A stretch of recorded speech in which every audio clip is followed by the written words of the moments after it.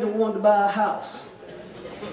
And when we went to fill out the paper, they said, well, y'all make enough money to afford a house, but you got too many bills. And so at that time, what we were doing, I made the most money, so I paid the biggest bills.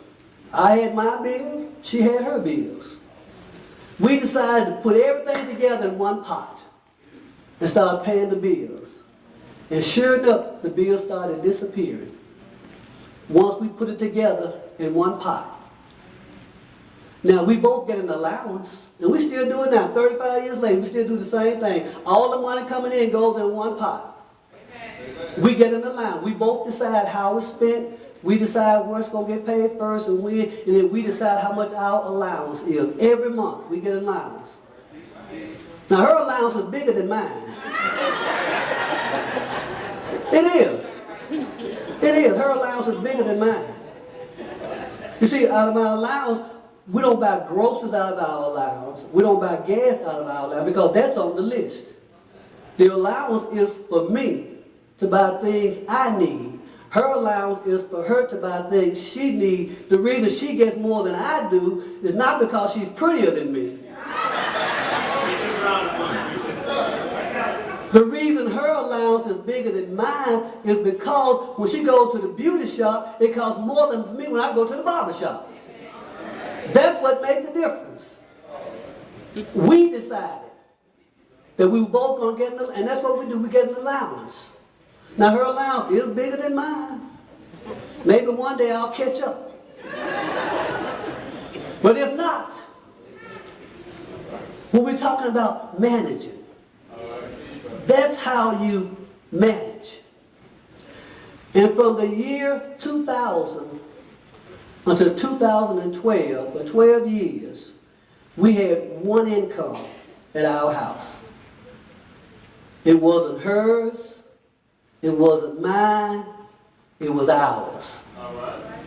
We decided how we were going to spend it. We decided how much we were going to get out of.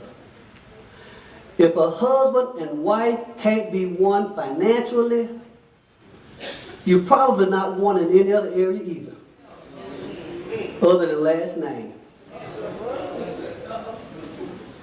If you can't trust each other with the money, then it's probably because you're headed in different directions. One going one way and one going the other way.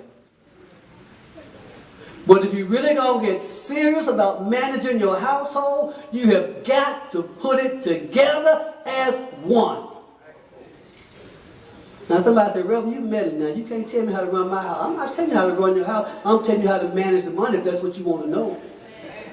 I'm telling you how to manage. Because if you really one, and one going to always make more than the other, so what? Who do you love more, your wife or the money?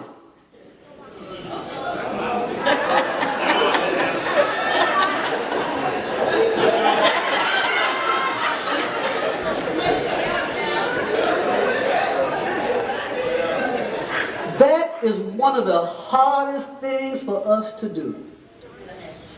It's hard because from the time you start walking, you're taught to grow up, get a job, get an education, and take care of yourself. You hear that from the time you start walking. Grow up, get an education, get a job so you can take care of yourself. I'm taking care of myself. Then all of a sudden you get mad. And the check is no longer your check. Now it becomes our check. You give up your independence when you say I do. That's part of the deal. It ain't mine no more. Everything becomes ours. It's our money. It doesn't matter who makes the most. Let me move on. All right. And the other thing is, one of our problems is we never have the cash to buy the things that we want. And we're in debt. All of us in here got some debt, more debt than we really need. You know what the Bible says in Proverbs 22:7? It says, the rich ruleth over the poor, and the borrower is servant to the lender. The word servant there means slave. It means you are a slave to debt. As long as you're in debt, you're a slave. Because the debt dictates how long you work, how much you work, when you get off, and what you can do with your money. The debt is in charge of you. Romans 13:8 said, owe no man anything. Now, we don't have the money to buy what we want, but we can start getting rid of some of the debt. Once you put your money together and you look at your bills and start focusing on one bill at a time, we're going to pay one off, one at a time. Pay off the one that has the biggest interest rate first. Not the biggest balance, the biggest interest rate. Because that's what's costing you money. You're giving away money in interest rate. Pay off the bills first, and then you're going to pay them off one at a time.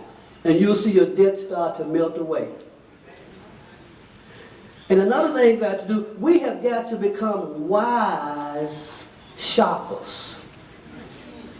We have got to become wise in our spending. When I bought my first new car in 1973, I walked into the dealership and I said, I don't want my note to be over $250. He said, okay.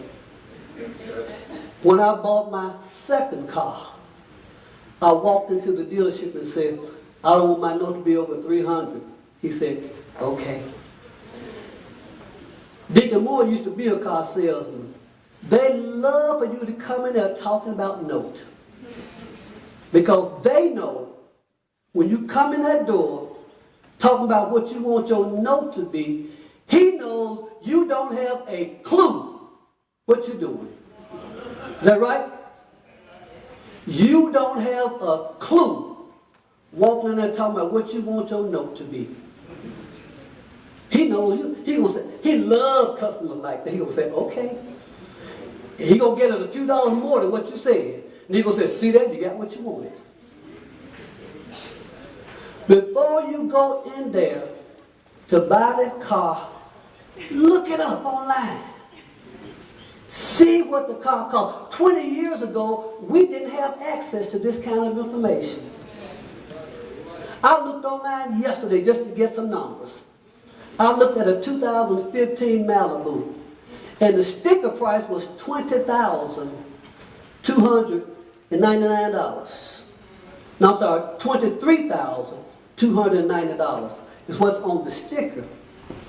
The dealer paid $18,000 for the car. But if you don't know that he only paid $18,000 and the sticker is $23,000, he's going to sell you for as much as he can. You need to have a figure in your mind what you're going to pay him, offer him for the car. You need to be in charge of it. He's trying to sell you a car. You're in charge, not him. And if you look online, the Kelley Blue Book, A True Car, it will even tell you what you ought to pay for the car. So you can walk in there and make an intelligent offer. And every service person that's been in service ought to be in USAA, because USAA will sell you insurance and your children and your grandchildren. But not only that, they will let you print out a certificate that says that same car ought to be sold to you for $19,000. And print that information out and take it and lay it on the table. Because when you walk in there with a certificate that says that car is worth $18,000, the salesman's going to say one word: okay. All right. I'm telling you what I've done. You don't have to haggle out a price at all. Print that information out and take it in there and lay it on. Figure out everything, figure out the taxes and all that before you go. You can go online and Google how much are the taxes on a car in Tennessee. If you multiply the amount by 7.25, you'll be within a few dollars of what it costs you. Know what the interest rate is. Don't buy a car and don't know what the interest rate is. Matter of fact, always apply for the loan before you go to the dealer. your bank, your credit union, anywhere, apply first. I guarantee you, when you walk in there with a loan already approved, he's going to get you a better rate than you already got. It's going to happen every time. If you go to your credit union and get a loan approved with an interest rate of 5%, and you tell that salesman, I've got a loan already approved with 5%, he's going to get you 2.49%. I guarantee you, that's going to make a $15 or $20 difference in your note. We've got to become wiser in our spending and in our management. I'm going to say one other thing, then I'm going to be through with this. I took a course when I was at Christian Brothers called Purchasing. And the very first night in class, the teacher said, if y'all don't remember nothing else this semester, he said, remember this one thing. He said, never, never, never, never, never, never, never, never, never, never. He said, never pay the full price for anything when you're paying cash. He told us that. Back in the mid-'80s, me and Sandra wanted this leather couch set from Macy's. We saved up some money, and we walked in there in Macy's. And I asked the sales lady how much was the leather set. She told I think it was about $3,900 or something like that. I offered her 80% of what she was selling it for. I said, because we're paying cash. She said, wait a minute, let me go talk to the manager. She came back and said, the manager said, yeah, if you buy it today. I said, we can't buy it today. But he said, never. Last year, 2014, we walked into Reed's Jewelers in Wolf Chase. And they had this watch I had been looking at for a long time. So I walked in and asked the seller how much was that particular watch, and she told me. I offered her 77% of the price in cash.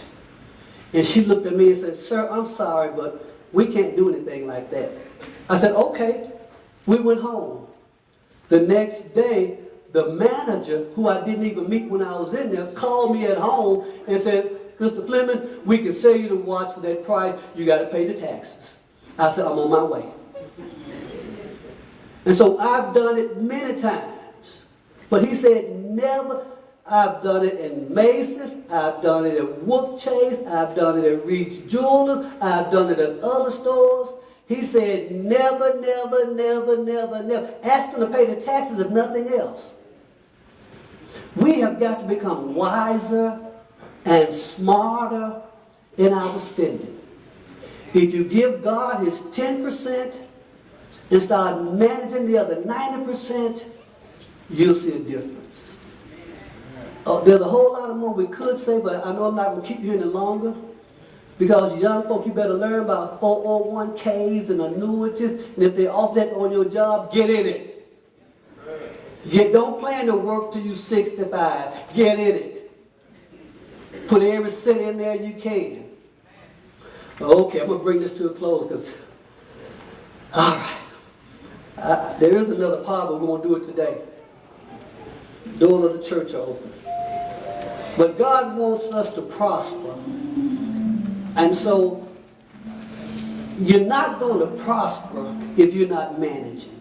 That's the bottom line. You can pay your tithes, but if you're not managing, the parable says, who's going to give you that which is your own? If you're unfaithful in somebody else, it's God's money.